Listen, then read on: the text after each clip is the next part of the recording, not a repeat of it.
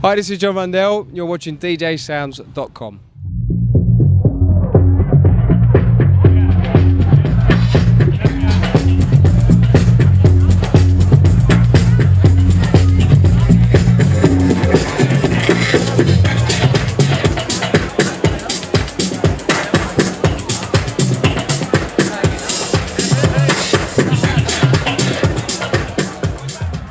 Okay, so it's Tuesday night, not any other Tuesday night. It would happen to be the closing party of Carl Cox, The Revolution, 2011, 10 years.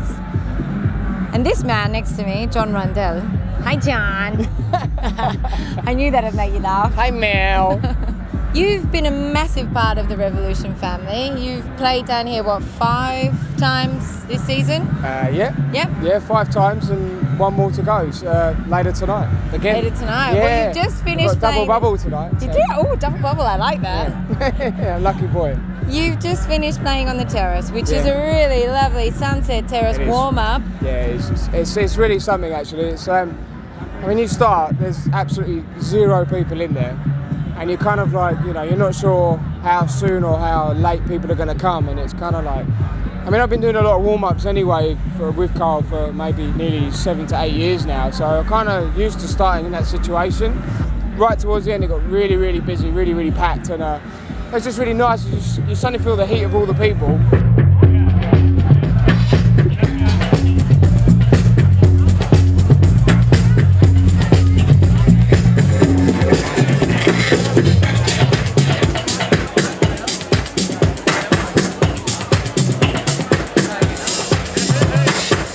So let's make some noise for Jon Rundell in the house right here. Put your glasses, listening on. Revolution continues with me, Carl Cox, right here. Are you ready, folks? You've been a part of the Revolution family for quite some time now. Yeah. It's been like a YTS training scheme, to be honest. It's just I kind of first started working with Carl about 7 years ago. Just running Intec, really. The guy at the time I knew very well, and they'd signed some of my music, and my background was in label management before anyway. So the label started back in '99. Yeah. And right. It went digital in 2010. Yeah. So can we just talk a little bit about the journey and your involvement with Intec? Well, when I began there, obviously the label already had a hell of a lot of history, and it had released some really seminal records for the techno scene, you know. And when we kind of came on board and started working together, the vinyl thing was kind of going down, to be honest, and the downloads wasn't really coming up at the same rate to kind of compensate. So at that point, we had to make a decision where, you know, after a year of me being there, it was just like it was getting really, really tough.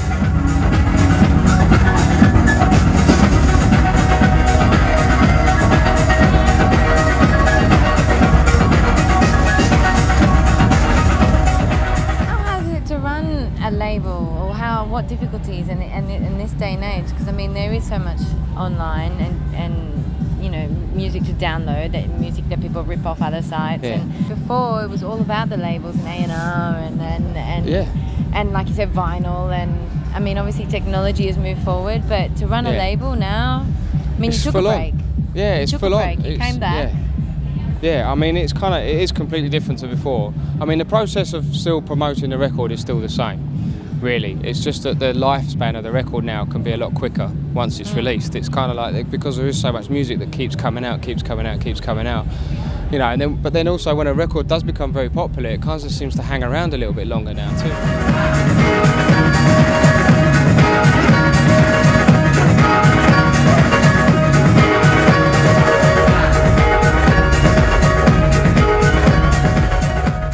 So what's it like playing on the Sunset Terrace compared to the Red Box?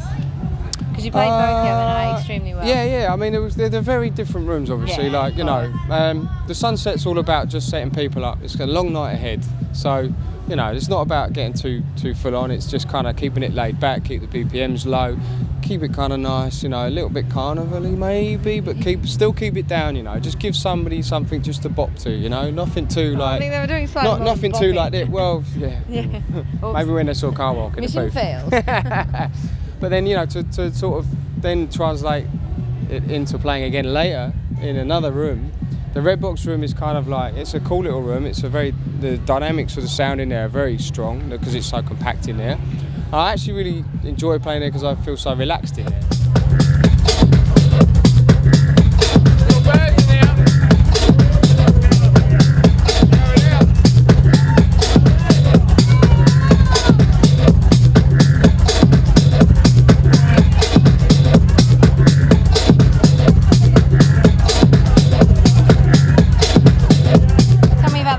Okay, well this year we've been doing, this year and last year, we did a kind of series of just kind of hosting some of the Intec artists that we have from the label, just bringing them over and just sort of slowly feeding them into the island, because some of them have never played it before.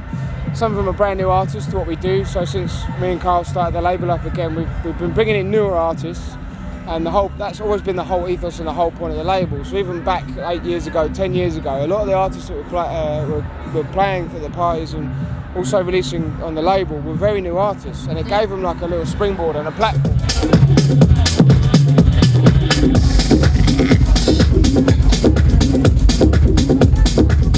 We talked about how fast that music is moving digitally and downloads, and let's talk about technology because it's moving as fast. Yeah. You know, you're a massive advocate for playing on the USB. Yeah, I'm loving it, to be honest. Yeah, like, what do you think? Because, I mean, when did you change over?